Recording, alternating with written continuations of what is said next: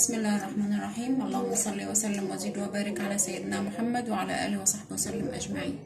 ازيكم جميعا، عاملين ايه؟ يا رب تكونوا بخير. شايفين الصينيه الجميله التحفه دي؟ شايفين الصينيه طالعه عامله ازاي؟ ما شاء الله ما شاء الله، جميله جميله. طبعا انا بحبها اصلا زي ما انتم شايفين كده جوسي كده، فانا هقطعها قدامكم، هقطع منها حته. حابين تسيبوها لما تجمد عايزين تطلعوها قطع، بتسيبوها لما تجمد. لما تبرد خالص وتجمد معاكم، تطلعوها قطع زي ما انتوا حابين. بس شيء انا حبيت بس اوريكم كده المنظر. شايف طالع عامل ازاي؟ شايفين؟ ادخلوا معايا كده الفيديو واعملوا لايك للفيديو واشتركوا في القناه وفعلوا الجرس عشان توصلكم كل اشعاراتي، وان شاء الله وصفه النهارده تعجبكم. ونبدا مع بعض كده الفيديو بتاع النهارده. نشوف بقى مع بعض كده بسم الله، نعرف الطريقه ونشوف ازاي هنقدر نعمل المكرونه البشاميل في كل حاجتها في حله واحده بس. الحله اهي حطيتها على النار وحاطه نصها ميه، وهسيبها واغطي عليها واسيبها لحد ما تغلي. سبت الميه بتاعتي هي لما غلت، شايفين غلت كويس قوي ازاي؟ طبعا انتوا دلوقتي هيجي سؤال تقولوا لي انتوا ليه ما حطيتيش زيت في الميه وهي بتغلي؟ انا في المكرونه ما بحطش لا زيت ولا ملح وهي بتغلي. شايفين المكرونه بتاعتي من اللي هي الاقلامه اهي، ده كيلو مكرونه. هنزله كده بسم الله في الميه. اقول لكم ليه بقى ما بحط الزيت؟ لان انا لما باجي ادهن المكرونه بتاعتي او احط عليها شويه بشاميل علشان احطها في الصينيه بقى وابتدي ان انا اجمع المكرونه بتاعتي، الزيت ده بيعمل عازل وبيخلي البشاميل بتاعي ما يغلفش المكرونه كويس، ويبقى كفايه قوي الزيت والسمنه اللي في البشاميل بتاعي.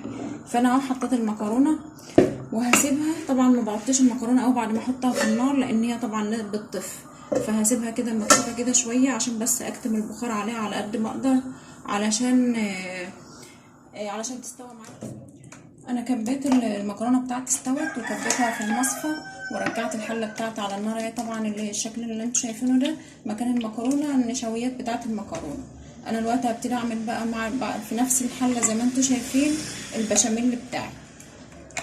عندي هنا حطيت زيت، هحط عليه كده حته معلقه سمنه كده، سمنه بلدي او سمنه اي سمنه تكون موجوده عندك او زبده، تطعم بس كده البشاميل بتاعي. في ناس بتعاني من البشاميل ده ان هو بيكلكع معاها كده وفي تكتلات.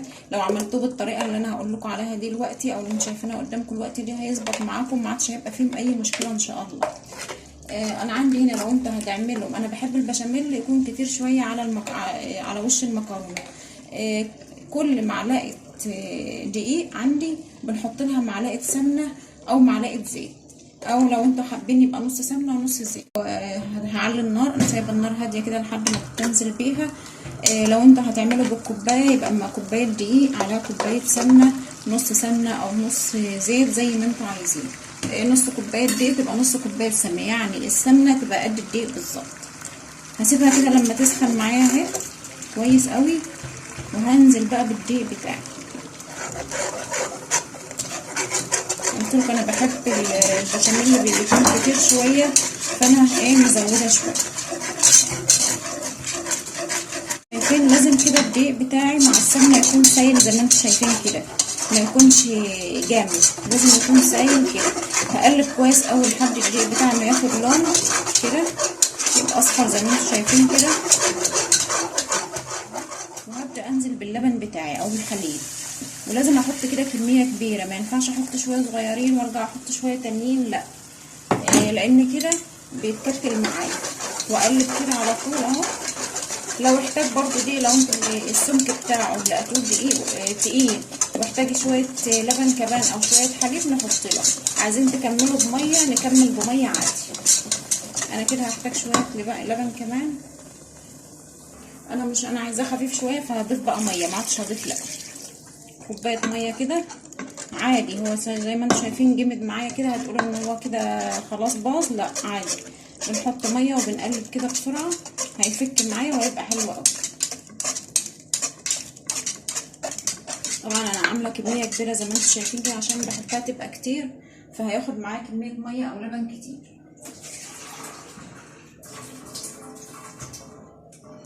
بضيف ميه او حليب لحد السمك اللي انتوا بتحبوا تعملوه. بتحبوه تقيل كده سيبوه تقيل، عايزين تخفوه زي ما انا بعمله كده.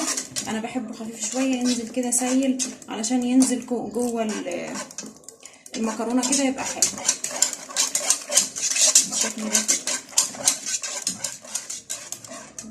طالما انت بادئه البشاميل بتاعك مظبوط زي ما قلت لكم كده بالظبط، شايفين طالع معايا ازاي؟ تقدري تعالجيه لو حصل له اي حاجه. لو ما وصلش معاكي للمرحله دي ولقيتيه برضو ان فيه تكتلات او فيه حاجه، ممكن تضربيه بالهاند بلندر او بالخلاط. لكن انتوا شايفين اهو النتيجه قدامكم عامله ازاي.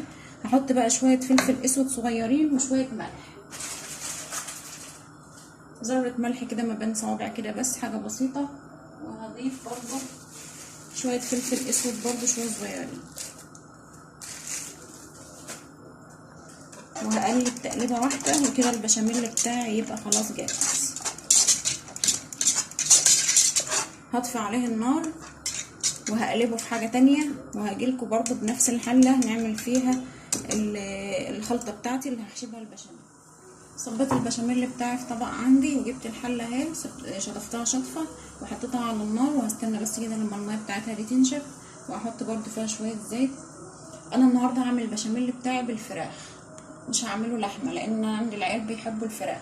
اللي حابب بيعمل باللحمه المفرومه بتبقى نفس الطريقه بالظبط، بس بدل ما نحط الفراخ المفرومه بنحط اللحمه المفرومه.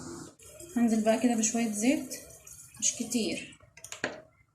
وده عندي بصل مفروم، بصلتين مفرومين وبتاع فلفل اخضر برضو عاملاه في الكبه ناعم. هنزل بيه كده على البصل بتاعي، انزل بيه قصدي على الزيت وهقلب.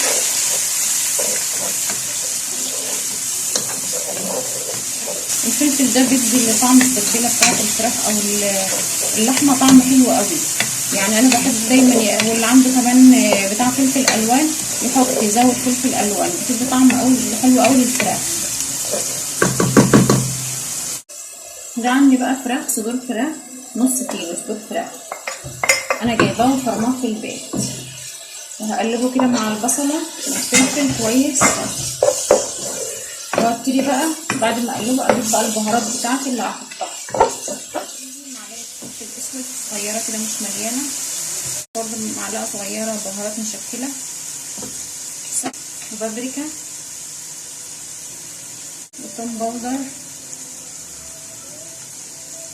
بحب اوي التوم البودر والبصل البودر في الاكل، برضه بصل بودر.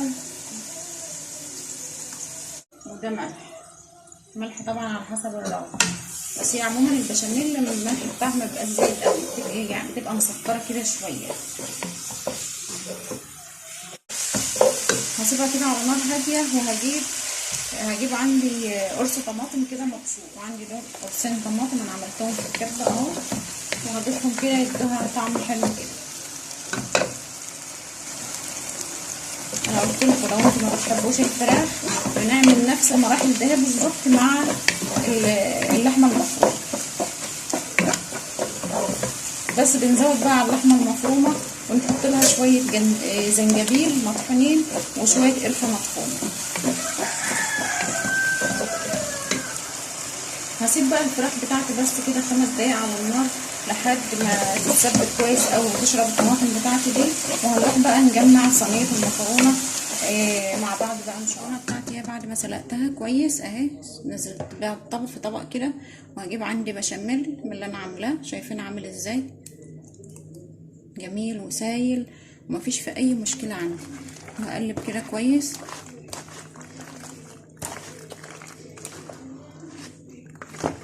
اغلف المكرونه كلها بالبشاميل.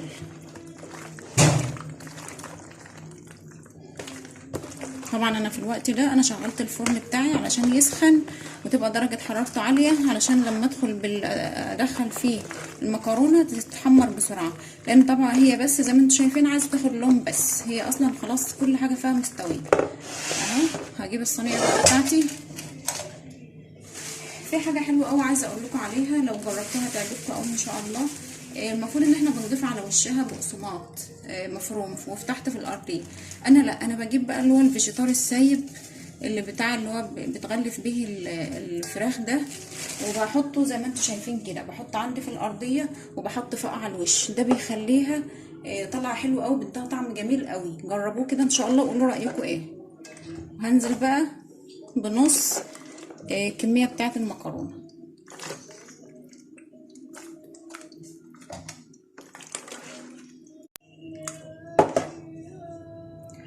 هظبط كده بقى، افرد كويس. الكمية بقى اللي هتحطها فوق من المكرونة وتحت ديت من اختيارك. عايزة تعملي الطبقة دي مش كبيرة كده، قلليها شوية. عايزة تزودي زي ما انت حابة. ريحتها جميلة قوي والله، طعمها جميل ان شاء الله. انا بعملها بالطريقة دي بتعجب الاولاد قوي، وهتعجبكم قوي ان شاء الله لو جربتوها. احط بقية المكرونة اللي عندي.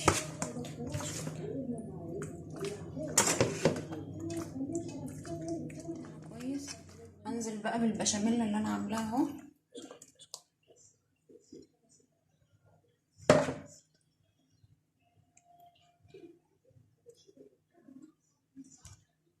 وافرد كده كويس قوي. فردت البشاميل بتاعي طالع جميل ازاي، ونضفت الحواف بتاعه الصينيه علشان ما تتحرقش. وهحط لها برده فيجيتار، بس انا جايباه بارد مش جايباه حراق. طبعا الفيجيتار ده اصلا بيبقى متلخبط فيه بقسماط، فمش كله بهارات يعني، فبيدي طعم حلو قوي للمكرونه. جربوه كده وقولوا رايكم ايه. انا جربتها مره بصراحه وعجبتني قوي، فقلت اعملها لكم كده وعشان تجربوا. هوزعها على الوش كده علشان تاخد لون عندي حلو وتطلع كده محمريه وجميله. هوزع كده في كل حته. طبعا لو السمنه عندي سايله، بس اليومين دول لسه الجو برده مش حر قوي، فالسمنه مش سايله. هدخلها الفرن على درجه حراره عاليه.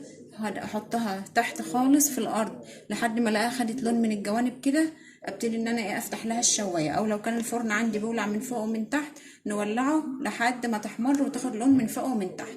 هرجع لكم بقى تاني واوريها لكم في الاخر عامله ازاي. واللي تابع للفيديو من هنا ووصل معايا للمرحله دي يعمل لايك للفيديو واشترك للقناه وفعل الجرس، ويقول لي ايه رايه في التعليقات في كل وصفات.